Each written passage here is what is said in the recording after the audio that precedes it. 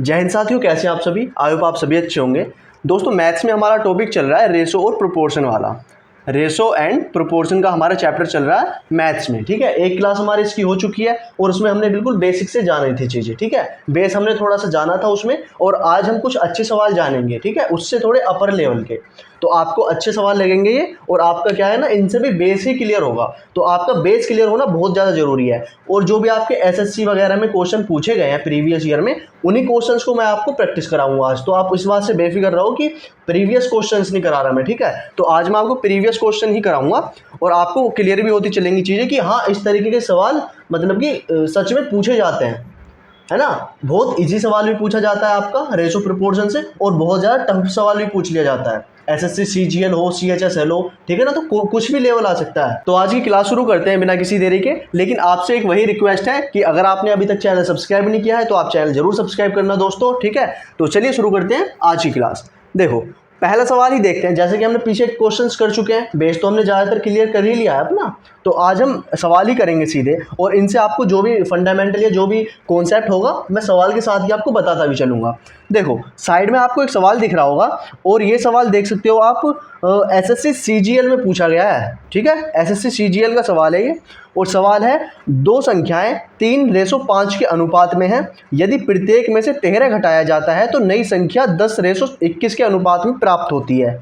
ठीक है, और यदि मूल संख्याओं में 15 जोड़ दिया जाए तो संख्याओं के बीच का अनुपात क्या हो जाएगा। ठीक है, बहुत ही बढ़िया सवाल है। चलो करता हूं मैं इस सवाल को, और समझना, और इस सवाल को आप नोट भी कर सकते हो क्योंकि प्रीवियस का क्वेश्चन है, आपका पूछा गया है, एसएससी ने पूछा है। देखो, दो संख्याएं 3:5 के अनुपात में हैं। दो संख्याएं हैं, ठीक है, जितना भी रेशो आपको क्वेश्चन में दे दिया जाए 3:5 के अनुपात में आपको दो संख्याएं दे दी हैं, तो आप सिंपली यहाँ पे मान लेना है आपको। माना संख्याएं जो हैं, पहली संख्या तो आपको मान लेनी है 3x, दो संख्याएं हैं ना, और दूसरी मान लो सीधे 5x। जो भी रेशो में दी हुई संख्या है बस उसके आगे आपको x लगाना है और वो संख्या आपको मान लेनी है। तो पहली संख्या 3x मान ली है और दूसरी संख्या हमने 5x मान ली है। क्यों? क्योंकि रेशो में दी हुई थी ये संख्याएं।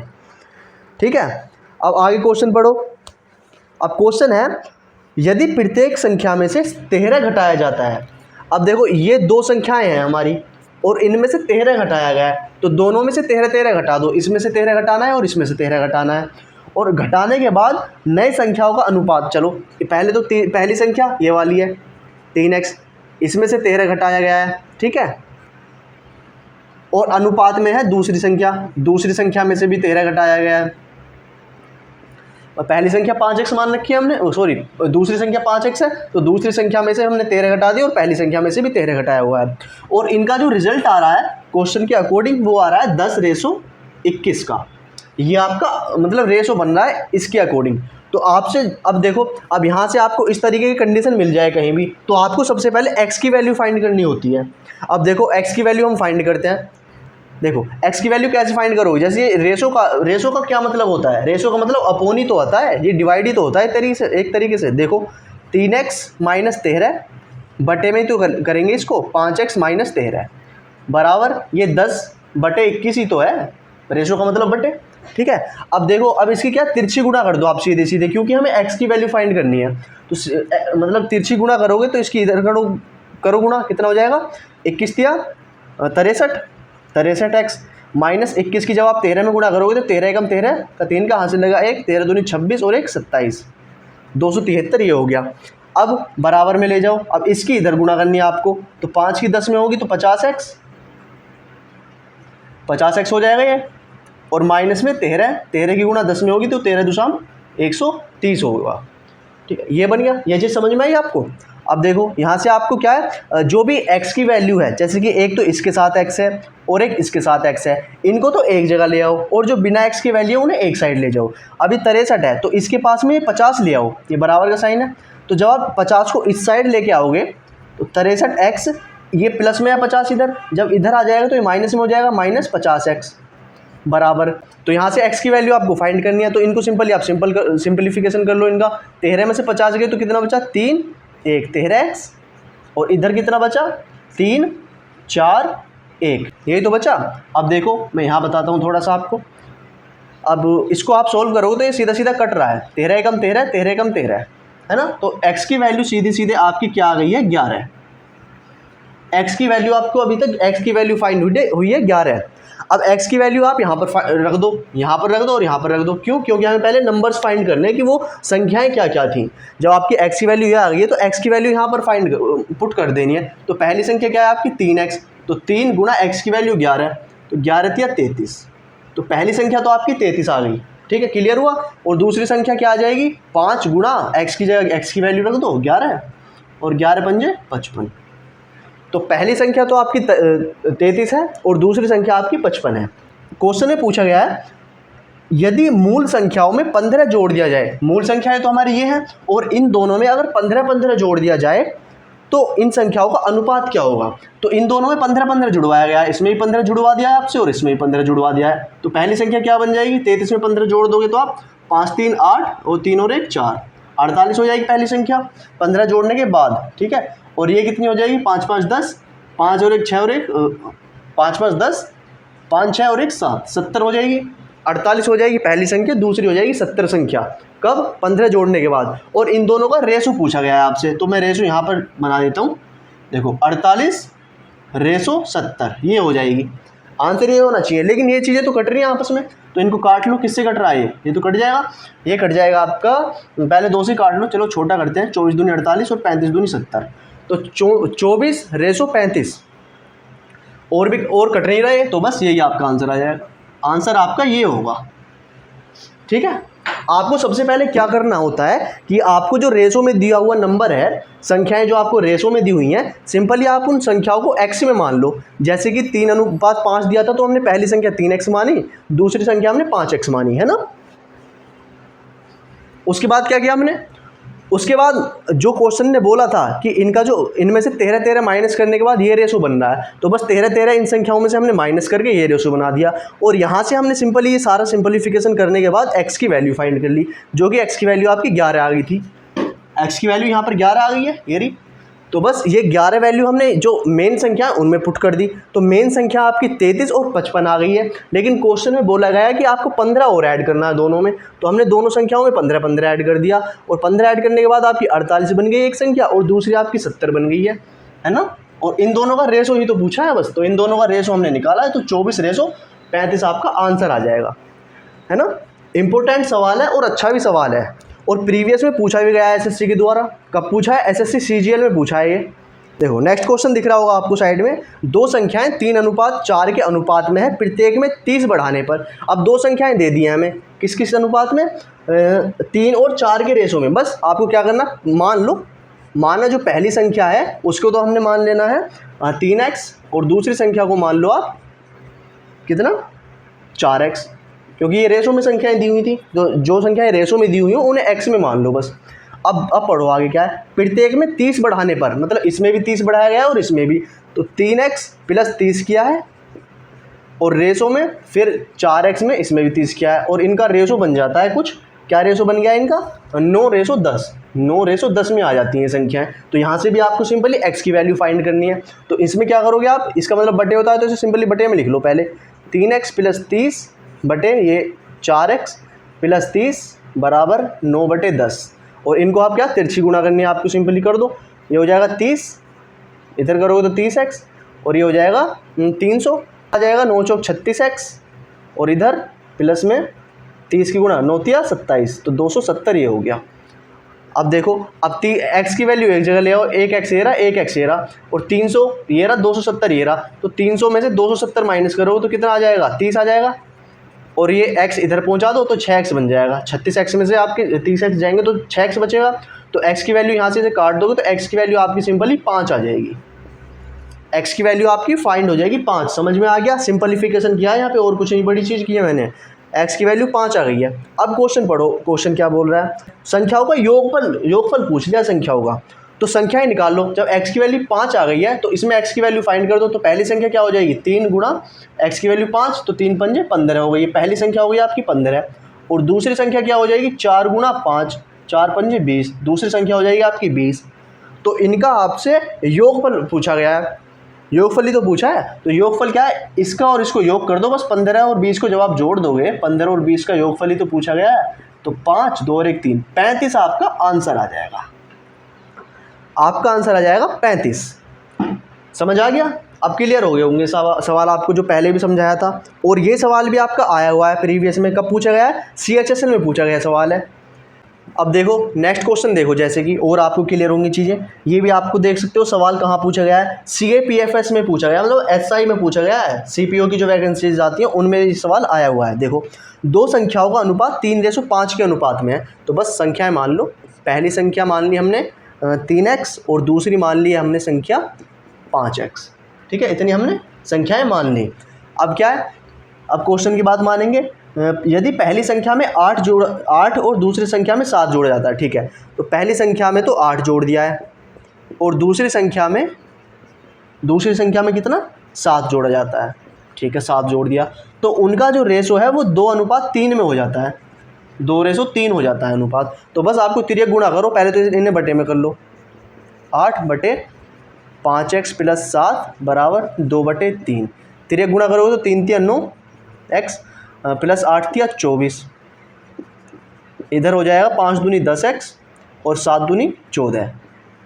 तो अब x की वैल्यू एक जगह ले जाओ, जैसे कि 24 है तो 14 इधर ले आओ, तो ये हो जाएगा आपका 10 और इधर कितना हो जाएगा 9x, मतलब 10x में से 9x जाएंगे तो x, तो x बचा ना 1x, तो 1x की वैल्यू आ गई आपकी 10। और बस x की वैल्यू आप यहाँ पर रख दो, आपको संख्याएं पता चल जाएंगी। तो 10 रखनी है x की जगह, तो 3 × 10 और 5 × 10, तो पहली संख्या हो गई आपकी 30 और दूसरी संख्या हो गई आपकी 50। आपको संख्याएं अब पता चल गई हैं। अब क्वेश्चन में जो पूछा है वो बता दो। अब क्वेश्चन में पूछा है प्रत्येक संख्या में 6 जोड़ने पर उनका अनुपात क्या होगा, मतलब कि जो आपकी संख्याएं आ गई हैं उनमें 6 और जुड़वा दिया है, तो 6 जब आप जोड़ दोगे तो ये तो 36 हो जाएगी और ये 56 हो जाएगी। तो इन्हीं का रेशो पूछ लिया है, 36:56 बताना है आपको, इतना बनना था। लेकिन ये चीज़ कट जाएगी, तो कटने के बाद ये कितना आ जाएगा, 2 से काटोगे तो इसमें 18 और ये हो जाएगा 2 दूनी 4, 2 अट्ठे 16 और कट जाएगा 9, 2 से 2 × 18, 2 × 2 = 8। तो ठीक है, समझ आ गया। तो आंसर आ गया इसका 9:14। 9:14 में आपका आंसर आ जाएगा जो कि क्वेश्चन में पूछा हुआ है। अब नेक्स्ट क्वेश्चन देखो।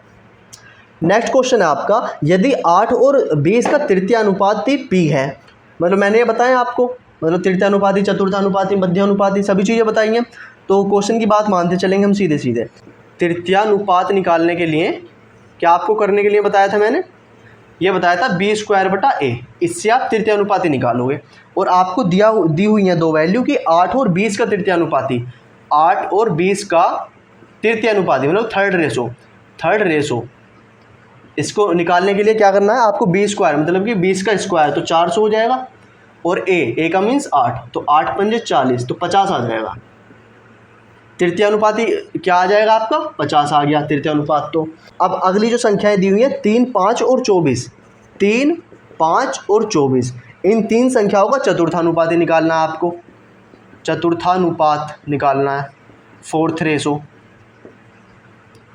रेशो निकालने के लिए क्या फॉर्मूला था, फॉर्मूला था BC/A, इससे निकालोगे। ये तो तृतीयानुपाती का फॉर्मूला था, ये आपका चतुर्थानुपाती का, तो इसमें निकाल लो। b की जगह ये वाला, ये a की वैल्यू, ये b की वैल्यू और ये c की वैल्यू। तो b की वैल्यू 5, तो 5 लिख दो, और c की जगह 24 लिख दो, 24 लिख दिया।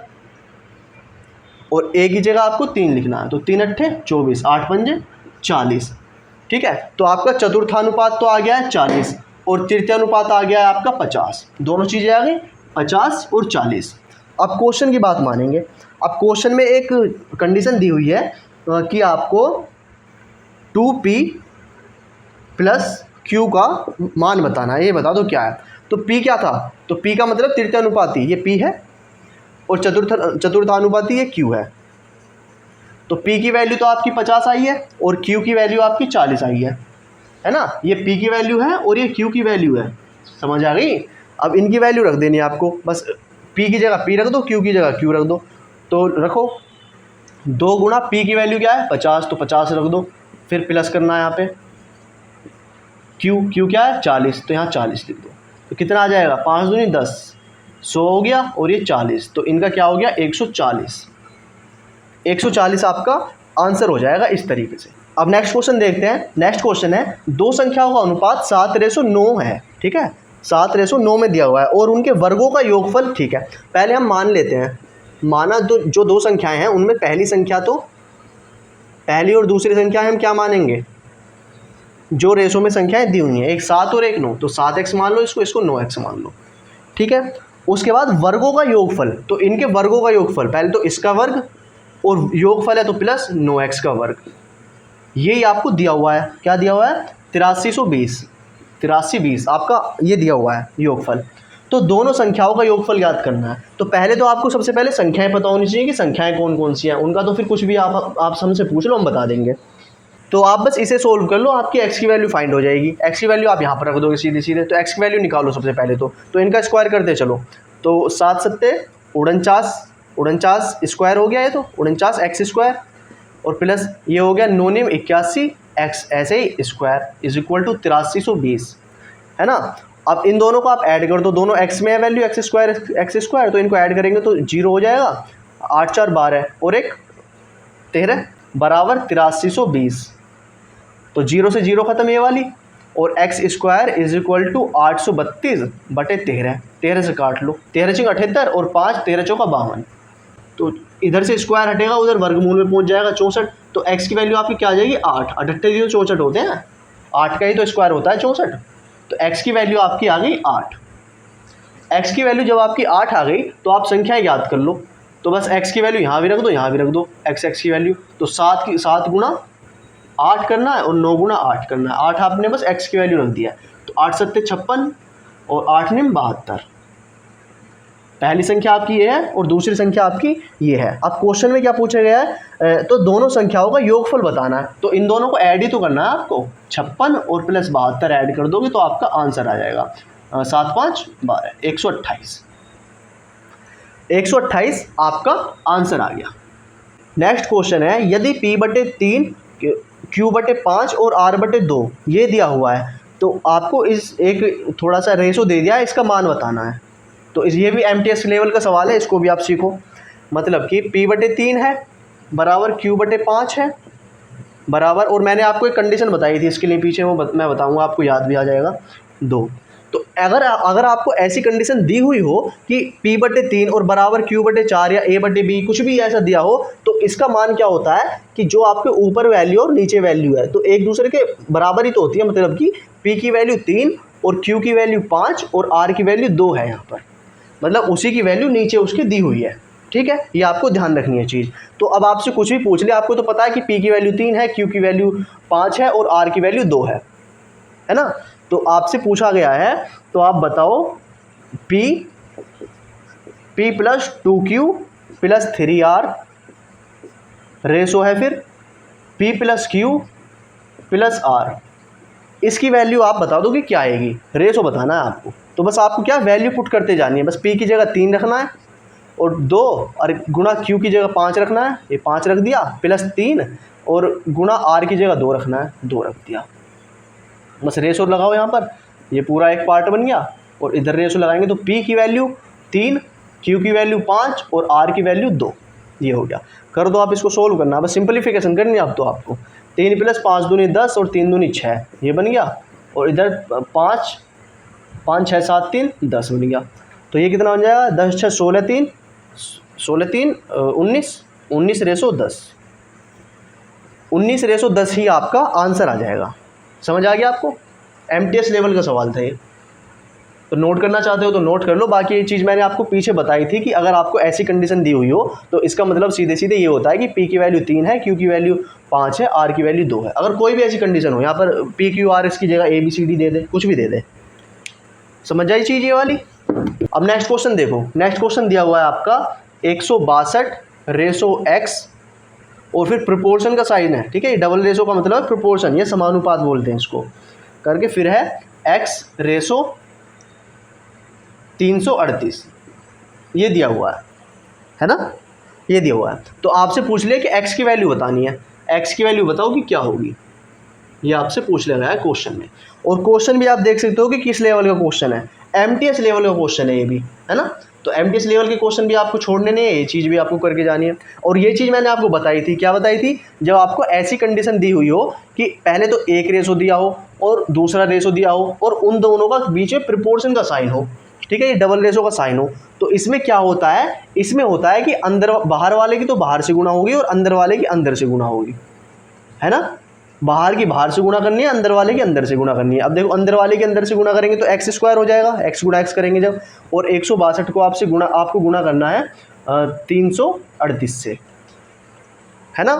और बस x की वैल्यू जब आप निकालोगे तो ये स्क्वायर हट के इधर वर्गमूल में चला जाएगा, स्क्वायर रूट में चला जाएगा, 162 गुणा 338 हो जाएगा। अब इसे आप क्या कर सकते हो, इसे आप तोड़ लो। जब आपको स्क्वायर रूट ना समझ में आए कि ये किसका स्क्वायर रूट हो सकता है, ये किसका स्क्वायर रूट हो सकता है, तो इनको आप सिंपली तोड़ लो। जैसे कि 162 को आप क्या लिख सकते हो, इसे लिख सकते हो आप 18 निम्मा 162, है ना। और 338 को क्या लिख सकते हो, इसको लिख सकते हो, ये गुणा तो रहेगी बीच में, इसको क्या लिखोगे 169 की अगर हम 2 में गुणा कर देंगे, 169 की 2 में गुणा कर देंगे तो 338 होता है। तो अब हमें स्क्वायर्स पता चल गए हैं कुछ, जैसे कि 9 स्क्वायर होता है और ये भी स्क्वायर होता है। तो इसको आप सोल्व करोगे तो कितना बन जाएगा, तो ये तो बाहर आ जाएगा 3 हो जाएगा, ये होता है आपका 13 का, तो 13 बाहर आ गया। तो बस जो अंदर बचा है उसे स्क्वायर में रहने दो, उसे स्क्वायर में रहने दो। जैसे कि 18 बचा है अंदर और गुणा 2 बचा है अंदर, इसे आप स्क्वायर में रहने दो अभी, ठीक है। अब देखो 13 दिया 39 हो गया, अब गुणा में है फिर क्या है 18 दूनी 36, अभी 36 बन गया है, अंदर वाला 36 बन गया है, और 36 भी स्क्वायर रूट होता है किसका, 6 का।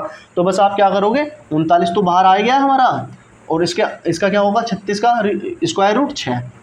तो आप क्या अब क्या आ जाएगा इसका आंसर, इसमें आप सिंपली मल्टीप्लाई कर लो, 9 6 की 54 और 6 तिया 18, 18 5 23, 234 आपका आंसर बन जाएगा, 234 आपका आंसर आ जाएगा। समझ आ गया, मतलब कि बेसिक सवाल था बिल्कुल, कि अंदर के अंदर गुणा करनी है, बाहर की बाहर गुणा करनी है, आपका एक्स की वैल्यू ऐसे फाइंड हो जाती है। बस इसमें क्या किया है कि अगर आपको कहीं ऐसी चीज़ें दिख जाएँ, बड़े बड़े से स्क्वायर रूट दिख जाए, तो आप उनको छोटा करने की कोशिश करो। जैसे कि 162 को मैंने 18 गुणा 9 लिख लिया, इसको मैंने 169 गुणा 9 लिख लिया, और ये स्क्वायर्स होते हैं, स्क्वायर रूट्स होते हैं, ये भी और ये भी, ये मैंने बाहर कर लिए। जब ये दोनों बचे अंदर और इनकी गुणा करी तो 36 आ गया, और 36 भी स्क्वायर रूट होता है किसका, 6 का, तो उन दोनों की हमने मल्टीप्लाई करी तो 234 आपका आंसर आ गया।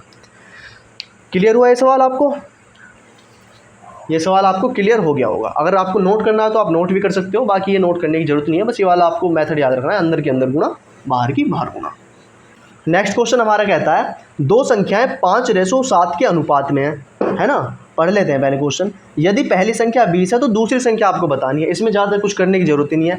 दो संख्याएं मतलब मान लो पहली और दूसरी, दो संख्याएं तो माननी पड़ेंगी हमें, जो भी रेशो दिया हुआ है उसी मान लो। जैसे 5:10 है तो पहली 5x और दूसरी 7x, है ना। 5:7 दिया हुआ था तो पहली 5x और दूसरी 7x। अब क्वेश्चन में बोला हुआ है यदि पहली संख्या, मतलब कि पहली संख्या हमारे हिसाब से तो कितनी है 5x है हमारे हिसाब से तो, लेकिन क्वेश्चन के हिसाब से कितनी है 20। तो यहाँ से आप x की वैल्यू फाइंड कर सकते हो, 20/5 तो 5 चौक 20। x की वैल्यू आपकी कितनी आ गई है 4 आ गई। जब आपकी x की वैल्यू 4 आ गई है तो आप दोनों संख्याएं निकाल लो। तो पहली संख्या हो जाएगी 5 की 4 गुणा 5 चौक 20, पहली संख्या 20, और दूसरी 7 चौक 28। दूसरी आ गई आपकी 28 और पहली है आपकी 20। अब जो भी क्वेश्चन में बोलेगा वो हम बता देंगे।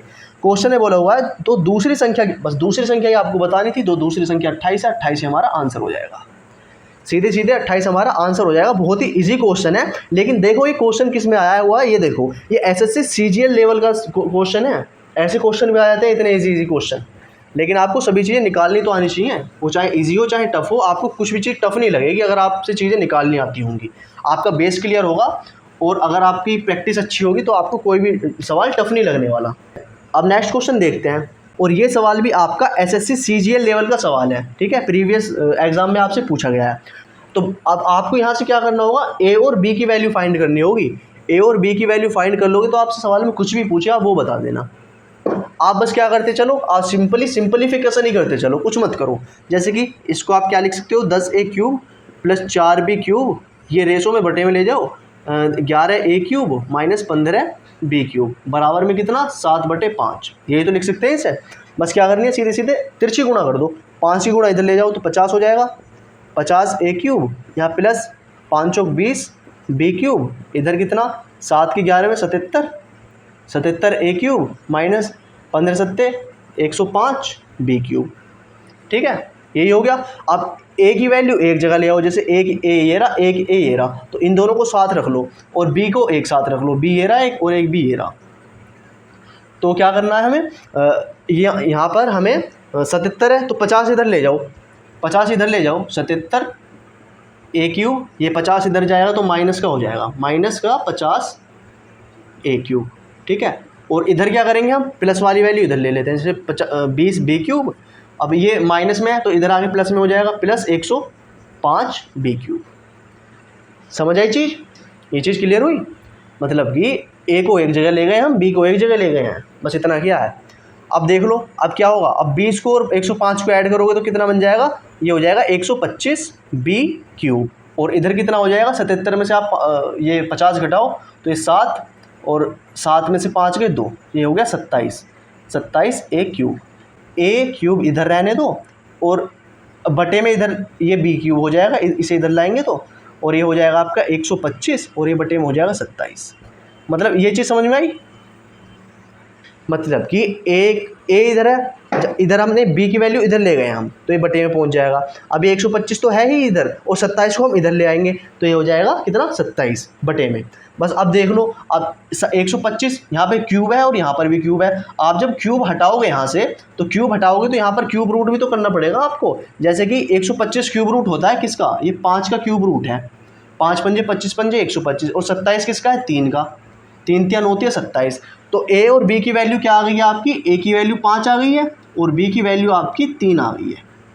दोनों वैल्यूज़ आपके पास इस टाइम हैं। अब आपसे कुछ भी सवाल है पूछ ले, वो आप बता दो। अब हम सवाल की बात मानेंगे, हमें ए और बी की वैल्यू फाइंड हो गई है।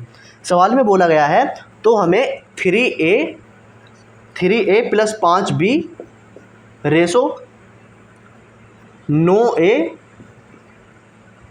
माइनस 2b, इसकी वैल्यू हमें बतानी है। इसकी वैल्यू जब आप बताओगे तो बस ए और बी की वैल्यूज रखते चलो, 3 और ए की जगह क्या 5, तो 5 कर दो, प्लस 5 ऐसी, और बी की जगह क्या है 3 रख दो, ठीक है। अब यहाँ भी 9 और ए की वैल्यू रख दो 5, ठीक है, माइनस 2 और बी की वैल्यू रख दो 3। कितना हो जाएगा यहाँ पर, ये हो गया 3 पंजे 15 और ये भी 5 तिया 15, और यहाँ कितना हो गया 9 पंजे 45 माइनस 3 दूनी 6, ठीक है, इतना हो गया। और ये कितना बन गया, 15 दूनी 30 बन गया ये तो, और रेशो में 45 में से 6 गए तो कितने बचेंगे आपके पास, 39 बचे, ठीक है। और ये चीज़ें कट जाएंगी 3 से, 3 धाम 30, 3 एकम 3 तिया 9, 10:13 में आपका आंसर आएगा। ये आपका आंसर आएगा। इतने लंबा सवाल, मतलब पहले तो आपको ए और बी की वैल्यू फाइंड करनी पड़ेगी जो चीज़ दी हुई है उससे, और फिर आप क्वेश्चन में जो आपसे पूछा गया उसे आप फाइंड कर लोगे, चाहे आपसे कुछ भी दिया हो क्वेश्चन में। नेक्स्ट क्वेश्चन है, यदि एक्स वाई जेड और डब्लू चतुर्थानुपात में है, एक्स बराबर इतना है, वाई बराबर 13 है, डब्लू बराबर ये भी दिया हुआ है, तो जेड का मान आपको बताना है। अब देखो, अब इसमें आपको क्या चीज़ समझने की बात है, इसमें आपको समझना है कि चतुर्थानुपात में दिया हुआ है एक्स वाई जेड और डब्लू। जब चतुर्थानुपात में है तो आप सिंपली क्या करोगे, जब 4 वैल्यूज़ हैं तो 2 को तो अनुपात में लिख लो, और यहाँ और 2 को, मतलब इन दोनों को अनुपात में लिखो और इन दोनों को अनुपात में लिखो, और बीच में आपको प्रोपोर्शन का साइन लगाना है इस वाले सवाल के लिए। बस इतना आपको करना है। बस आप वैल्यूज़ रखते चलो। अब एक्स की वैल्यू कितनी है, एक्स की वैल्यू आपकी 3, तो 3 रख दो। वाई की वैल्यू 13 रख दो, फिर यहाँ प्रोपोर्शन का साइन लगा दो ये वाला। फिर जेड की वैल्यू दी हुई है क्या, नहीं, जेड का तो हमें मान ज्ञात करना, तो जेड ऐसे ही रखो। डब्लू की वैल्यू दी हुई है 39, डब्लू की जगह 39 लिख दिया। अब क्या करना होता है, जब ऐसे प्रोपोर्शन का साइन दिया हो, अंदर की अंदर गुणा करनी है और बाहर की बाहर गुणा करनी है, तो कर लो अंदर के अंदर गुणा। कैसे करोगे, 13 जेड होगा बराबर है, बाहर के बाहर करोगे तो 39 गुणा 3 ही होगा। अब जेड की जब आप यहाँ से वैल्यू निकालोगे तो 39 गुणा 3 और बटे में 13 इधर है तो 13 इधर आ जाएगा, 13 तिया 39, तो जेड की वैल्यू हो जाएगी आपकी 3 तिया 9। जेड की वैल्यू आपकी 9 हो गई है। समझ आया सवाल आपको। चलो, तो आज की क्लास में इतना ही रखते हैं। ये आपको कुछ सवाल दिख रहे होंगे साइड में, ये सारा आपका होमवर्क है। इन सभी की मुझे आंसर्स आप कमेंट बॉक्स में दीजिए अगर आपको सवाल समझ में आए हैं, ठीक है। और अगर आपने सवाल समझे अच्छी तरह तो आप किसी में भी नहीं अटकोगे, सभी के आंसर आप मुझे दे दोगे। चलो, तो अगर आपको क्लास अच्छी लगी तो आपको क्लास को लाइक करना है और क्लास को शेयर भी कीजिए, क्लास को शेयर भी कर दिया करो। और अभी तक आपने अगर चैनल सब्सक्राइब नहीं किया है तो चैनल को सब्सक्राइब भी कर दीजिए, चैनल को सब्सक्राइब भी जरूर कर देना। तो दोस्तों मिलते हैं नेक्स्ट वीडियो में, तब तक के लिए bye bye, tata, take care, जय हिंद, जय भारत।